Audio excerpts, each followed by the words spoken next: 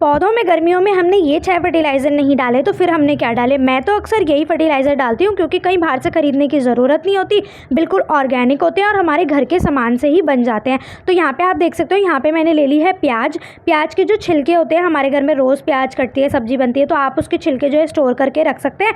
तो यहाँ पर मैंने ले लिए हैं प्याज के छिलके। उसके बाद मैं ले रही हूँ चाय पत्ती। चाय पत्ती जो मैंने ली है वो बिना यूज़ करी हुई ली है। आप चाहे तो जो चाय हम बना लेते हैं ना, उसमें से जो चाय पत्ती निकलती है उसे आप 2 पानी से धो सकते हो ताकि जो उसमें से चीनी का टेस्ट है वो निकल जाए। तो यहाँ पे तो मैंने नॉर्मल ली है, आप चाहें तो वो वाली चाय पत्ती भी ले सकते हैं। उसके बाद मैंने यहाँ पे लिया है किचन वेस्ट का लिक्विड फर्टिलाइज़र, मतलब कि जो मैं किचन वेस्ट बनाती हूँ, किचन वेस्ट से जो कंपोस्ट बनाती हूँ उसके नीचे से जो लिक्विड निकलता है ना, उसका मैंने यहाँ पे पानी ले लिया है। उसके बाद मैं ले रही हूँ उपले, जो हमारे घर में कंडे आते हैं, गोबर के जो उपले आते हैं वो बिल्कुल सूखे हुए जो होते हैं ना, उसको मैंने यहाँ पे क्रश करके ले लिया है, उसको मैं पानी में डाल दूँगी।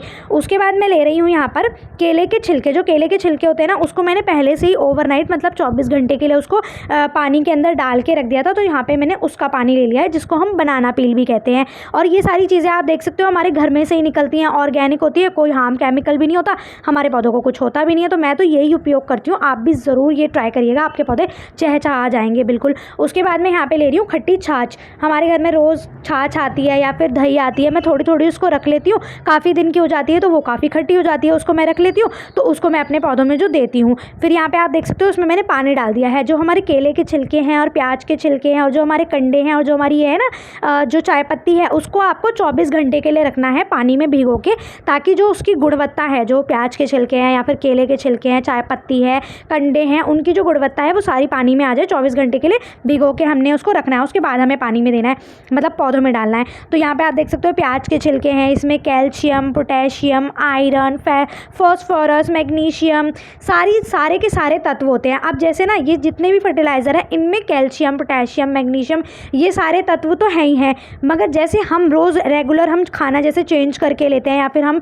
ड्रिंक भी अगर कोई लेते हैं, अगर हमने कोल्ड ड्रिंक लिया है तो हम अगले दिन फ्रूटी ले लेते हैं, माज़ा ले लेते हैं, तो यही सेम चीज़ है कि पौधों में भी अलग अलग चीज़ें अगर हम देंगे ना तो वो उनको न्यूट्रिशन तो एक ही पहुँच रहा है, मगर कम से कम हम जो ऐसे चेंज कर देते हैं ना, उसकी वजह से थोड़ा पौधों को भी अच्छा लगता है। तो आप देख सकते हो हमारे पास जैसे कभी प्याज के छिलके अवेलेबल नहीं है तो हम केले के छिलके डाल देते हैं, केले के छिलके नहीं है तो हम खट्टी छाछ डाल देते हैं। तो ऐसे हम अलग अलग फर्टिलाइज़र अपने पौधों में, ये 6 फर्टिलाइज़र ऐसे हैं जो ऑर्गेनिक भी होते हैं, हमारे घर से भी निकल जाते हैं और हम बड़े आराम से दे सकते हैं। नाइट्रोजन, फॉस्फोरस, मैग्नीशियम, पोटेशियम, यही सारी चीज़ों की हमारे पौधों को ज़्यादा ज़रूरत होती है और ये जितने भी तत्व हैं वो हमारे इन सारी चीज़ों में मिल ही जाते हैं। तो कहीं बाहर से हमें महंगा फर्टिलाइज़र लेने की कोई ज़रूरत ही नहीं होती, हमारे जब घर में ही ये चीज़ें मिल जाती हैं। और आपने देना किस तरीके से, जैसे मैंने आपको बताया ना कि कम से कम आपको 1 दिन का, मतलब जैसे 24 घंटे आप इन्हें भिगो के रख दो।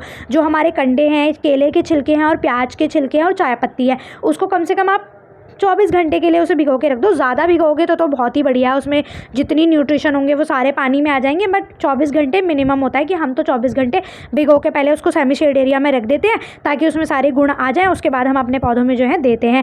देना आपको किस तरीके से है, जैसे आपने 1 तारीख को दिया है ना, जैसे मैंने 1 तारीख को अपने पौधों में जो है प्याज के पानी दिया है, तो मैं क्या करती हूँ, कम से कम 15 दिन का गैप ले लेती हूँ और 15 दिन बाद, जैसे 1 तारीख को दिया तो 15 तारीख को मैं कोई दूसरा फर्टिलाइज़र डालूंगी। हो गया ना 15 दिन का गैप। और ऐसा नहीं है कि मैंने 15 दिन पहले प्याज का पानी दिया था तो 15 दिन बाद भी मैं प्याज का पानी दूंगी, नहीं।